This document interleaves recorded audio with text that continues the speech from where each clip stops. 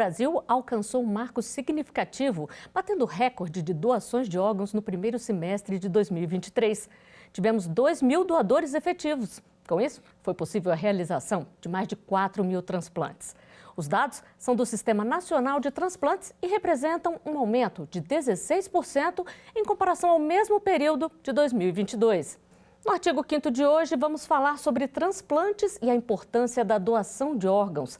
Saiba o que estabelece a legislação vigente no Brasil, considerado um dos países com legislação e protocolos mais avançados do mundo. Vamos ver o que diz o artigo 5º da Constituição. A Carta Magna diz que ninguém será obrigado a fazer ou deixar de fazer alguma coisa, senão em virtude de lei.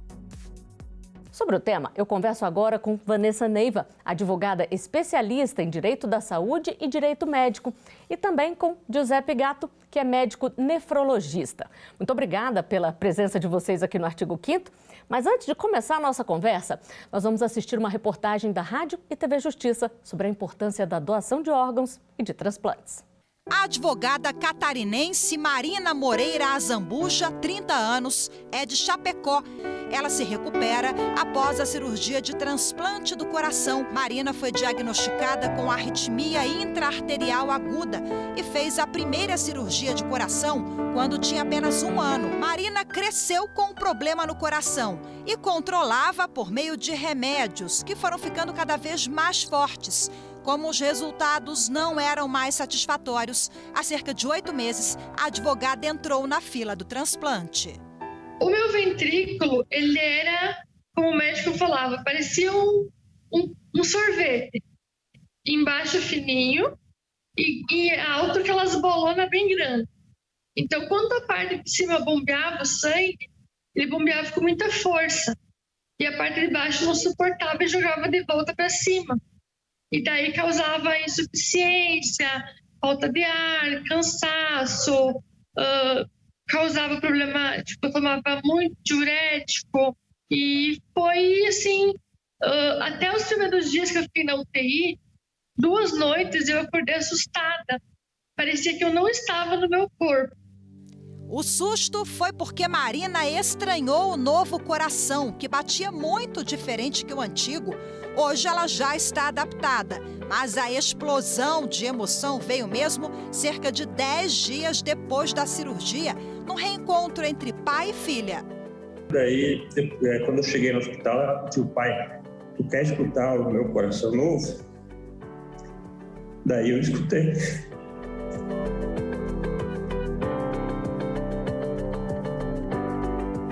Eu acho que doar os órgãos é um gesto de amor muito bonito para a humanidade, sabe? É um gesto muito importante. Doutora Vanessa, em 2023 foi sancionada a Lei Tatiane, que incentiva a gente a ter mais finais felizes, como o que a gente viu na reportagem. Explica pra gente, o que essa lei traz de novo? Olá, Flávia. A lei, ela busca incentivar a informação a respeito dos transplantes, né? É uma política pública nacional que busca mobilizar aí mais informação científica, conscientização da população e principalmente inserir nas instituições de ensino uma questão mais voltada mesmo para os transplantes e para a doação de órgão. Então, vai ser estabelecida uma semana de conscientização nas instituições de ensino, né? Trazendo aí mais conhecimento e incentivo para a população. E por que Lei Tatiane? A Tatiane, ela foi uma paciente que infelizmente faleceu em 2019, após 2 anos na lista ali de espera de um transplante de coração.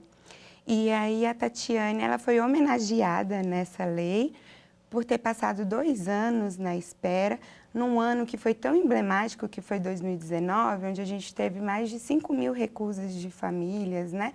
E algumas mortes consideráveis ali, ainda na lista de espera para doação de órgãos. Importantíssima essa lei, né, doutor Giuseppe? Porque incentiva informação que muita família pode até negar por falta de informação, não é mesmo? Isso é verdade. Você discutir a doação é o que a gente pode fazer de mais efetivo como política pública, porque muito dificilmente alguém que se manifestou favorável à doação vai ter a sua vontade contrariada num momento desse.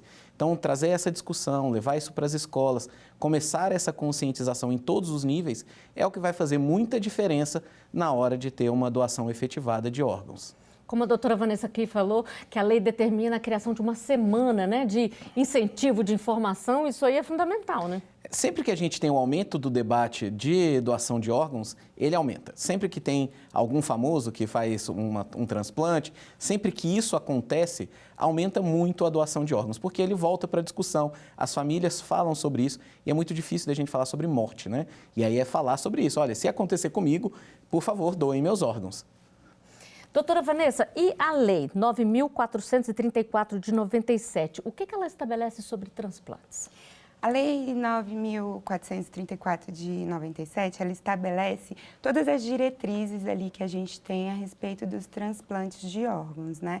Então, ela vem determinar questões sobre o doador em vida, sobre o doador pós-morte, ela determina como agir, como ter ali o consenso da família, a autorização da família a respeito dessas doações. Ela também traz sanções, né, penais a respeito do descumprimento das diretrizes que são determinadas ali com relação à doação. E também traz vários esclarecimentos de como atuar, de como os profissionais de saúde devem ser instruídos a atuar dentro desse aspecto da doação de órgãos. É importante, né, ter um arcabouço legal ali que facilite a atuação de vocês, né, doutor? A Lei 9434 é a que definiu o programa de transplante no Brasil, né? Depois nós tivemos outros decretos e também as decisões do Conselho Federal de Medicina que falam como é o diagnóstico, quando que deve ser feito, quem participa disso, qual é o arcabouço para a distribuição do órgão, a garantia de que isso é uma coisa gratuita, que não pode ser cobrada pelo processo inteiro.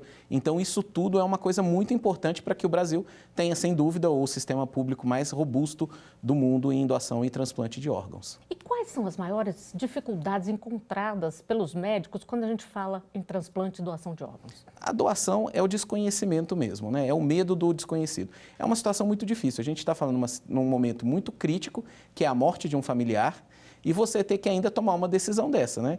De concordar que seja doado os órgãos disso. Então, há um desconhecimento, uma dúvida muito grande de como é isso. O Brasil tem melhorado muito. A gente tem um protocolo muito robusto e, sem dúvida, um dos mais seguros do mundo. Tanto para o diagnóstico de morte encefálica, quanto para a alocação de órgão. Então, a gente não tem dúvida de que é um processo seguro, que o Estado controla e que não tem nenhum descaminho no meio do processo, né? Isso é bastante importante. O senhor falou de descaminho no meio do processo. Vira e mexe, tem uma fake news falando sobre isso, né? Não acontece, não acontece. O processo brasileiro, ele é muito robusto, ele tem muita gente olhando, a fila é pública, o sistema fica aberto, o paciente acompanha qual é a sua posição, os órgãos de controle acompanham isso, o Ministério da Saúde acompanha. Quem define quem vai receber o órgão é o Ministério da Saúde, através de um programa de computador que faz isso sem nenhuma interferência humana. Então, a gente não tem dúvida disso. Além disso, é um processo que envolve muita gente. Então, é impossível que você faça com que tenha algum problema nisso sem ninguém perceber. Bom, então vamos ver agora uma pergunta de telespectador sobre o tema. Vamos conferir. O que é necessário para a pessoa se tornar um doador de órgãos no Brasil? Doutora Vanessa, o que é necessário? Para se tornar um doador de órgãos no Brasil, é necessário que você cientifique a sua família a respeito da sua decisão. Então, essa questão no Brasil, ela é facultada à pessoa e a pessoa pode, então, deixar os seus familiares ali cientes de que ela é doadora, de que ela deseja fazer essa doação pós-morte. E no caso também do doador vivo, é uma questão de que ele pode fazer a doação para um parente, seja ele cônjuge ou até o 4º grau, né, de parentesco. E aí ele pode sim também expressar essa vontade de fazer a doação em vida dos órgãos que são possíveis se fazer doação em vida. Falando aí dessa diretriz, se a pessoa deixa ali escrito ou comunica à família, tem que ser obrigatoriamente cumprido ou palavra final é da família. Então, nem sempre, né, o paciente vai ter uma diretriz antecipativa ali da vontade dele. E isso é possível porque é um direito do paciente, né? Mas se ele não fizer, geralmente a comunicação para a família, ela sensibiliza, né? Porque é um momento frágil que ele realmente, os familiares buscam obedecer uma vontade ali do paciente que muitas vezes não deixou nada por escrito, mas que declarou e deixou a família ciente dessa decisão. Por isso é tão importante conversar sobre doação de órgãos, né?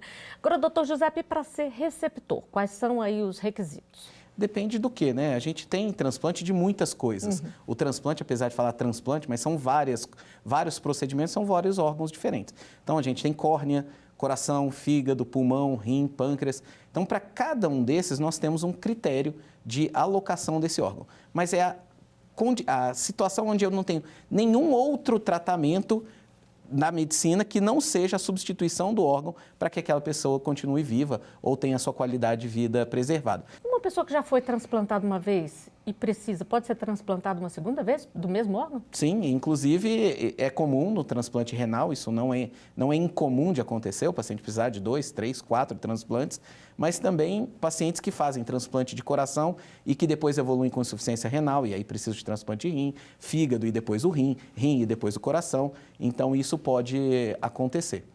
Então, vamos falar um pouquinho da fila. O senhor já falou aí que o processo é público, a fila, né, é divulgada. Como é que funciona? E o que pode levar uma pessoa a ter prioridade naquela fila? Porque, recentemente, teve até a polêmica de um apresentador de televisão que precisou de um transplante e foi relativamente rápido. Então, o que pode levar a essa prioridade?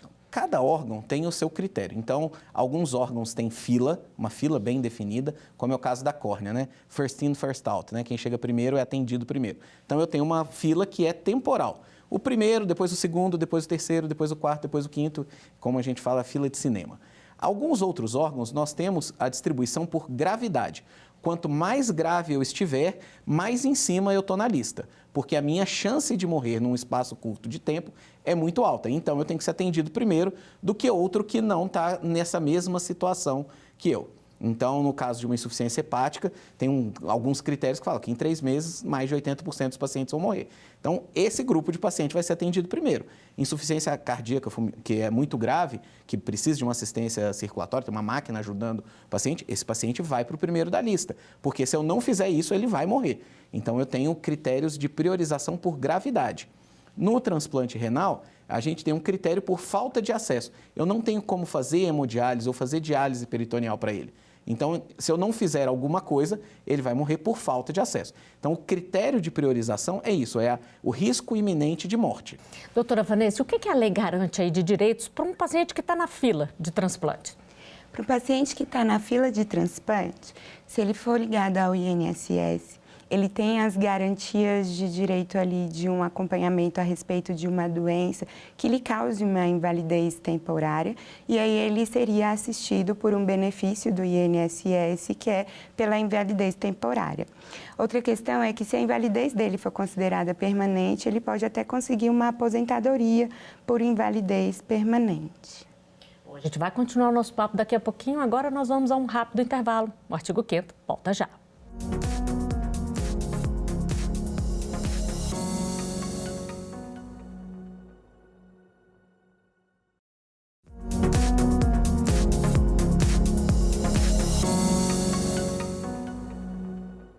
O artigo 5º está de volta, hoje falando sobre transplantes e a importância da doação de órgãos. Uma notícia boa é que o Brasil bateu o recorde de doação de órgãos em 2023. Sobre o tema, eu continuo conversando com Vanessa Neiva, advogada especialista em Direito da Saúde e Direito Médico, e também com Giuseppe Gatto, que é médico nefrologista.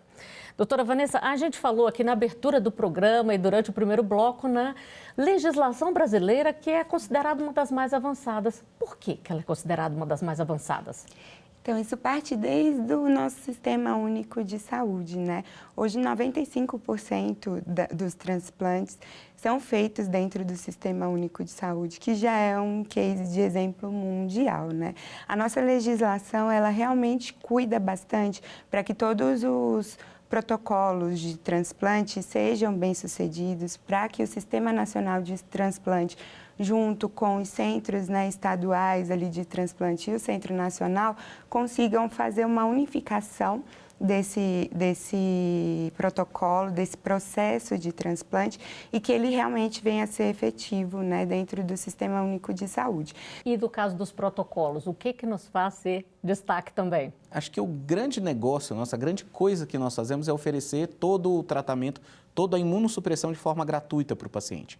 Então, todo o processo ele é garantido pelo Estado. Mesmo quem faz o transplante pela saúde suplementar, a medicação é fornecida pelo Estado.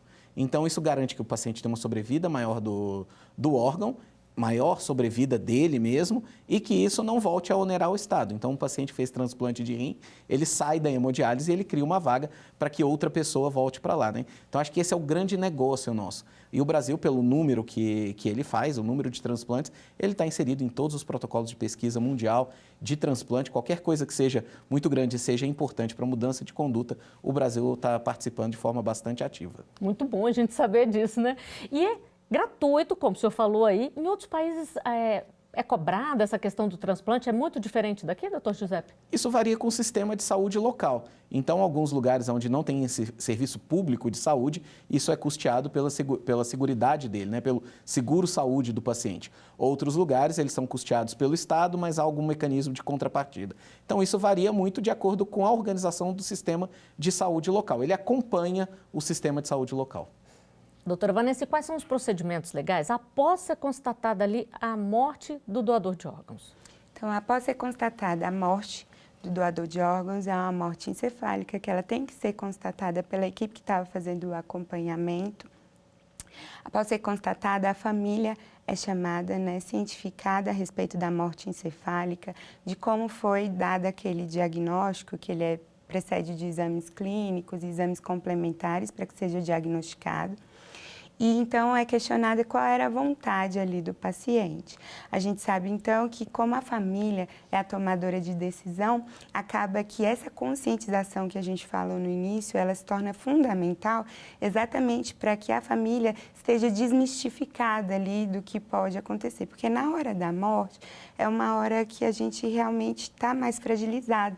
Muitas vezes o familiar ele nem para conseguir entender direito aquela informação que está sendo dada. Né? Por isso é tão importante conscientizar antes, para que a família tome uma decisão ali por aquele doador, né? E que seja uma decisão consciente no momento. Porque a última palavra é sempre da família. A última palavra, no caso, é da família, principalmente da família, né? Em muitos casos, ele não deixa nada por escrito, por mais que seja facultado a ele esse direito de deixar por escrito, mas nessa ausência, a família faz o papel fundamental ali de autorização. E eu chamo mais uma pergunta de telespectador. Vamos ver. Eu gostaria de saber o que é o Sistema Nacional de Transplantes e qual é o seu papel. Doutor Giuseppe, explica pra gente.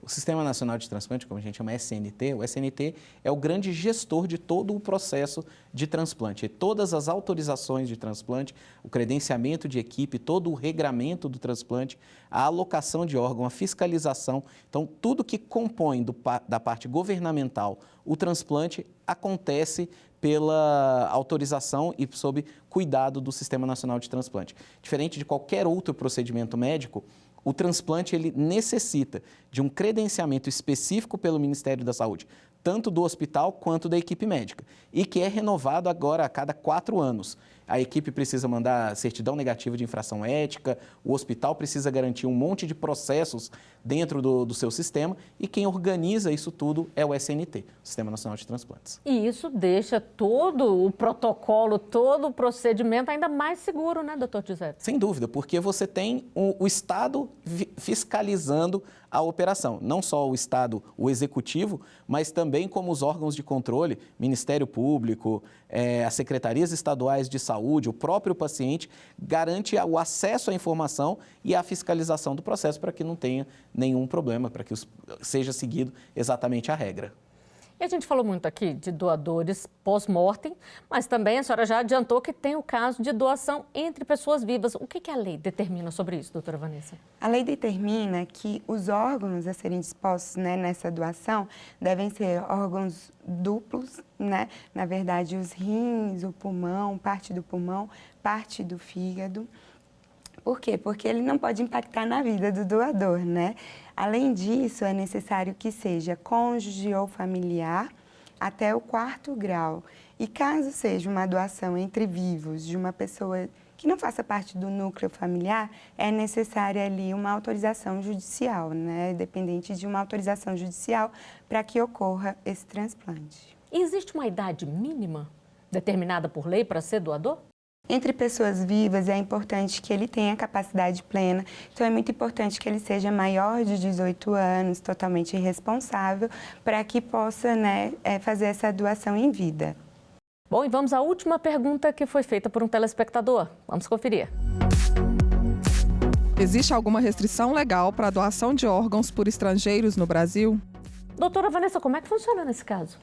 No caso de estrangeiros, é bem parecido com o caso de brasileiros também, mas existe a questão que ele tem que ser residente no país. Outra questão também é a questão, assim como os brasileiros, de que tem que ser comprovado o vínculo familiar para que seja autorizada essa doação, né, no caso de morte. E também, se for entre vivos, que seja comprovado o vínculo familiar do doador com quem vai receber o órgão. Mas o caso mais importante para estrangeiros é que eles sejam residentes no nosso país ou tenha, de fato, se ele estiver passeando, que ele tenha essa autorização dos parentes mais próximos, comparecimento dos parentes mais próximos em caso de algum acidente ou vir a falecer no nosso território. Doutor Giuseppe, uma curiosidade que muita gente tem é sobre o sigilo da doação.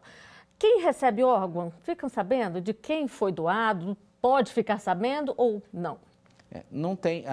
Hoje o sistema ele não informa, mas a gente sabe que muita gente vai atrás da informação e a depender de onde foi a doação, o local, o estado. Uma coisa é em São Paulo, 42 milhões de habitantes. Mais difícil, a outra né? coisa é num lugar que seja menor, o Distrito Federal, Rondônia, onde isso é mais simples, porque você sabe o que aconteceu. Mas de maneira geral o sistema não informa, de maneira geral não, o sistema não informa. Às vezes as pessoas conseguem de alguma maneira a informação, mas não há uma divulgação de quem é o doador para o receptor.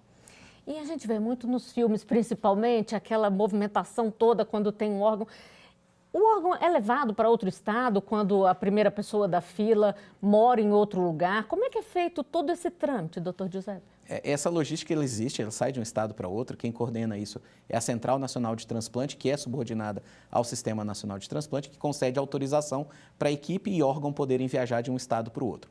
Então, eu tenho um órgão em algum estado, por exemplo, Rondônia, isso tem acontecido com frequência. Em Rondônia, nós temos o doador, tem o órgão lá, e esse órgão lá não tem uma equipe para fazer o transplante. Então, esse órgão vai sair de lá e vai até alguma outra cidade onde vai ser o transplante. Então, isso vem em avião de carreira, quando é rim, por exemplo, normalmente vem em avião de carreira, sai de Rondônia para Brasília para ser transplantado.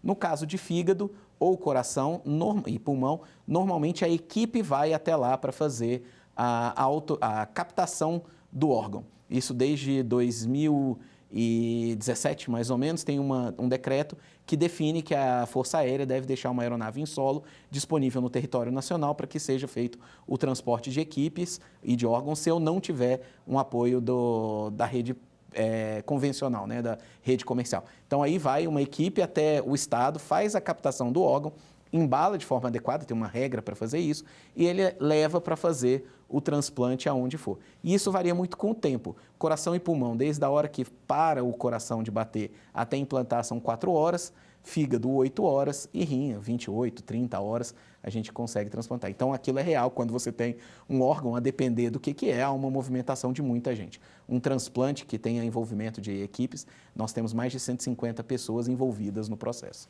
Por isso é tão importante ter tudo determinado direitinho pela lei, né, doutora Vanessa? É muito importante. Nesse caso, como o doutor estava falando, os centros estaduais comunicam o Centro Nacional de Transplante são responsáveis por toda essa logística, as equipes são acionadas assim que o hospital faz o acionamento. Então, todo o processo ele roda dentro de uma esteira para que seja eficiente, para que consigam cumprir, então, esses horários aí determinados e atender e não se perder ali por conta da logística, né, essa oportunidade de salvar uma vida. Doutor Giuseppe, nós estamos chegando ao final do programa aqui, mas antes eu vou querer que o senhor faça um apelo a quem está nos assistindo aí para a gente conseguir cada vez mais ir batendo esse recorde de doadores. Só uma perguntinha antes, tem uma idade limite para doação depois que a pessoa morre? Porque muita gente quer doar tudo, mas nem sempre tudo pode ser aproveitado, é isso? Depende muito de qual órgão que a gente está falando, né? E também da escassez daquilo. Então, córnea, como tem bastante, a gente é limitado a uma coisa. Coração, pulmão, eles são mais limitados à idade, porque são corações que já são órgãos que já estão mais deteriorados com a idade. Fígado, rim, a gente aceita com bem mais idade. Nós já aceitamos fora daqui, né? A Espanha tem muita experiência com isso, recebeu um doador de 82 anos para um receptor de 85 anos. Então, a idade não é limitante, o que é mais importante é a condição dos dois pacientes, né? Se elas são adequadas, se elas são compatíveis com isso. Então, vamos agora fazer aí um apelo para quem está nos assistindo para poder doar, conversar com a família sobre isso, né? Eu gosto muito de uma fala do Ministério da Saúde que é: fale com os seus familiares. A vontade é sua, mas a decisão é deles. Então, fale com a sua família, fale da sua vontade, da sua intenção em doar órgãos, porque no fim eles que vão tomar a decisão. Mas se você tiver falado, se você tiver conversado sobre isso e que isso não seja uma surpresa naquele momento, de maneira geral as famílias respeitam e a gente diminui muito o número de insucesso na doação. Bom, então é isso, o artigo 5º de hoje está chegando ao final. Você que acabou de assistir o programa, aproveita e conversa com a sua família sobre isso. Doutora Vanessa, muito obrigada. Doutor Giuseppe, muito obrigada. Vamos incentivar aí a doação, né? Muito obrigada. Eu agradeço também a sua companhia. Você pode rever os programas nas nossas redes sociais. Você encontra a gente pelo @Rádio e TV Justiça. Estamos no YouTube, Twitter, Instagram e Spotify. Até o próximo artigo 5º. Tchau.